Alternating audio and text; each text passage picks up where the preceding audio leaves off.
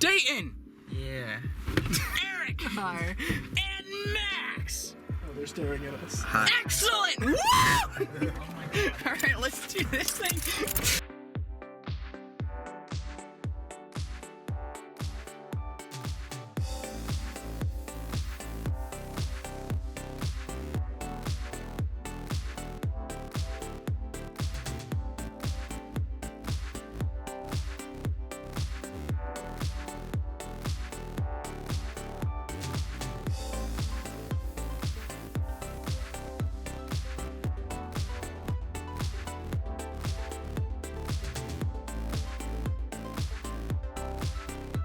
That's a Mojave rattlesnake.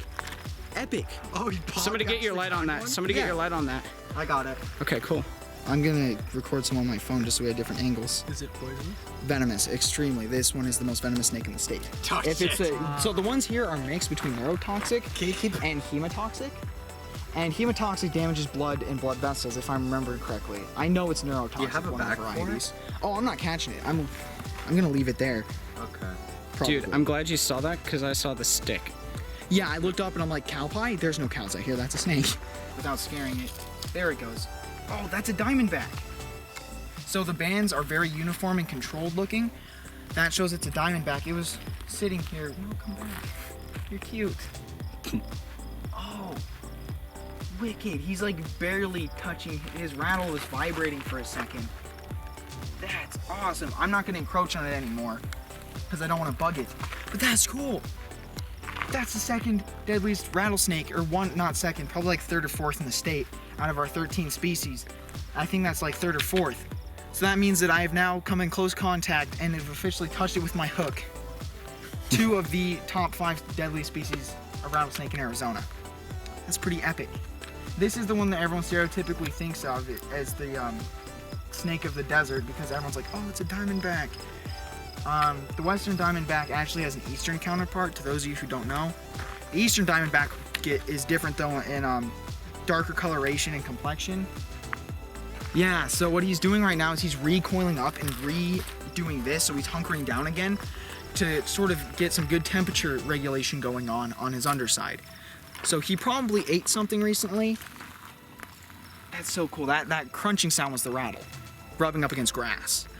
I've never actually heard a rattlesnake's rattle before because I've never made one angry. And I'm very thankful for that. Oh, that's wicked. I knew people found them out here because I've been using a website called unedited. If any of you are out there wanting to find snakes or reptiles or even birds for that matter, iNaturalist is a good website to use because people will drop pin locations on exactly where they found something. This is the first close, I consider a truly wild encounter because all the other ones I encountered on a road. It was in a much more open environment. It was happenstance but expected because a good way to find snakes is looking on the roads at night because they'll be looking for places that are warm to digest their meals from the day.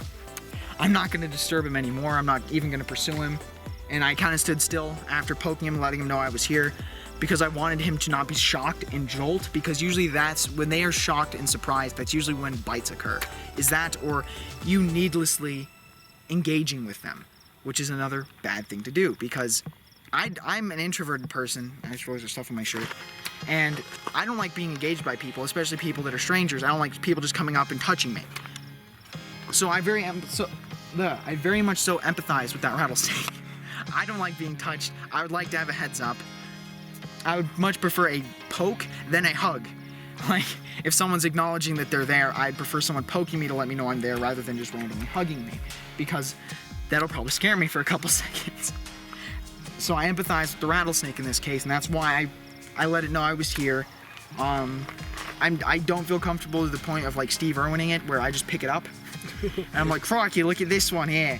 Because I'm watching him still because I can barely see him in the grass. But I'm not to that level yet. I'm not to that expertise. I need to encounter more venomous snakes first. Again, this is my first one in my home territory. The other diamondback I've ever seen was 20, 30 feet away in a car.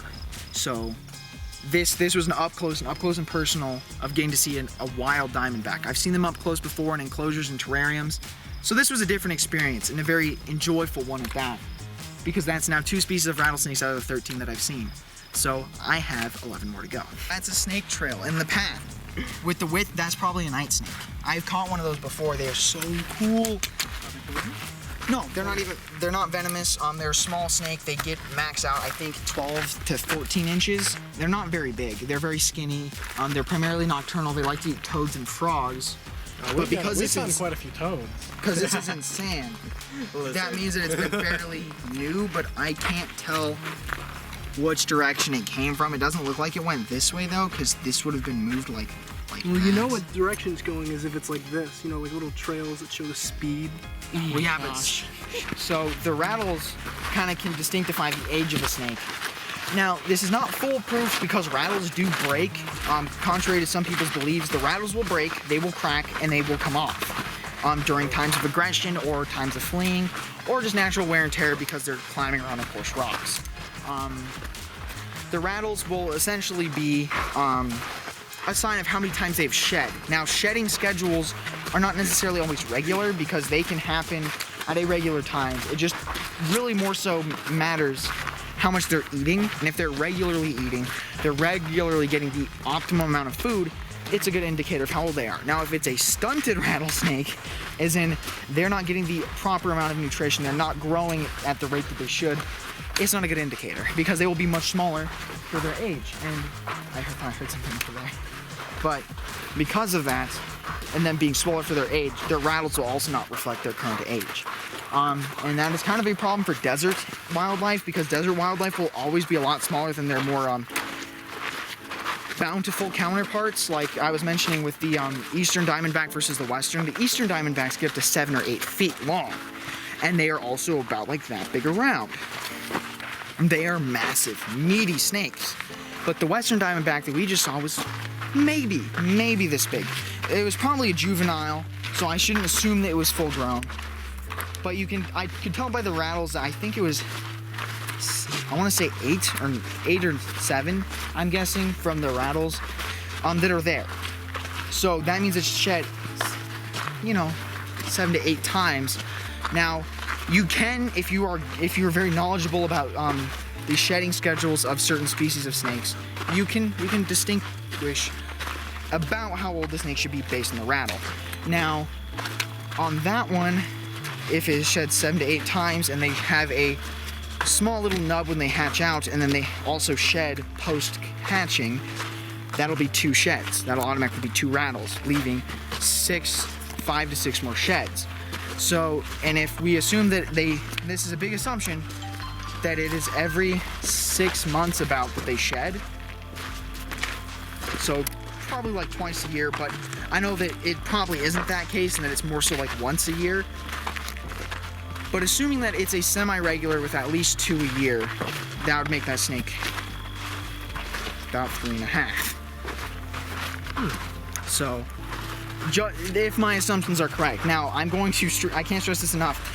I just kind of made that up based on what I know about desert snakes, and that they don't shed nearly as much as faster and more tropical snakes, like faster growing and more tropical snakes, because they have more resources at their disposal for growth. Desert snakes do not. So they will grow to not nearly the same size, not nearly the same width, purely just because of the lack of water, which therefore means overall, in general, lack of resources. But so that's how you can kind of estimate, based on the trends of other snakes, the general age of the snake, of a rattlesnake. I almost said it's a garter snake. But yeah, for that one, I'm guessing it's probably 2 to 3. So if you guys liked the video, don't forget to like and subscribe, and check out for the other videos. Not really sure what order this is going to go in. It's going to go in some order. But by the time this gets uploaded, you'll probably see the clip I took on my phone. This one's going to be a lot better looking because there's going to be better lighting. But yeah, I look forward to more snake finding videos, even though this one was pretty haphazard. We're also going to try to do more hiking videos with everyone involved. So we're going to be doing more up in this area. We're going to be doing stuff at South Mountain and some other place I'm not naming yet, just because I'm still figuring out how we're going to do it. But yeah, thank you guys so much for watching, and I'll see you in the next one. I think I'm going blind. Excellent.